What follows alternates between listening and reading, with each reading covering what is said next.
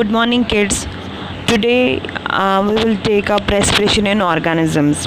ठीक है, तो सबसे पहले हम रेस्पिरेशन को समझेंगे कि ये क्या होता है। देखो बेटा, रेस्पिरेशन में दो चीज़ें आती है, दो हिस्सों में ये बटा है। एक हिस्सा आज तक आप पढ़ते आए हैं कि रेस्पिरेशन आज तक जो आपने पढ़ा है वो ये है कि सांस लेना और सांस छोड़ना, यानी कि जब हम ब्रीद इन और ब्रीद आउट करते हैं उसको हम रेस्पिरेशन कहते हैं, मगर वो अधूरी प्रोसेस है। वो चीज़ जो आपने आज तक पढ़ी दैट इज़ ब्रीदिंग, ठीक है। तो वो एक हिस्सा है रेस्पिरेशन का, लेकिन पूरा रेस्पिरेशन वो नहीं है। So inhale of oxygen and exhale of carbon dioxide is breathing. उसके बाद क्या होता है कि ये जो आपने ऑक्सीजन इनहेल किया वो आपके बॉडी में चला गया और बॉडी से ट्रांसपोर्ट, आपकी बॉडी में ट्रांसपोर्ट वो हो जाता है और हर सेल तक पहुंचता है, ठीक है।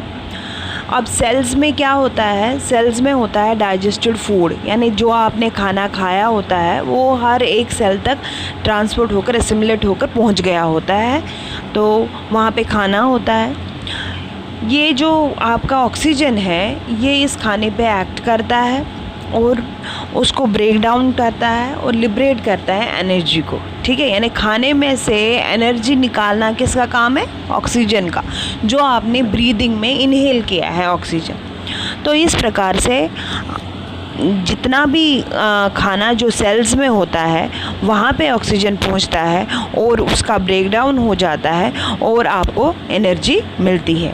और इस प्रोसेस, जबकि ये प्रोसेस जो है सेल्स में हो रही है, इसलिए हम इस प्रोसेस को बोलते हैं सेलुलर रेस्पिरेशन, ठीक है। और इस पूरी प्रोसेस को, यानी कि breathing as well as break down of food to liberate energy, उसको हम बोलते हैं, पूरी प्रोसेस को, रेस्पिरेशन, ठीक है। तो ब्रीदिंग जो है it's a part of respiration.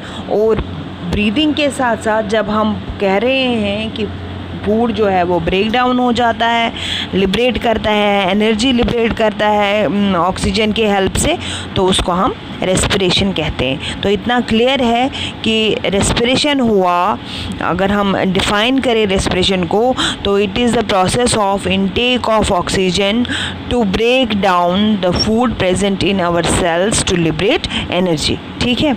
तो इस तरह से दिस इज़ रेस्पिरेशन।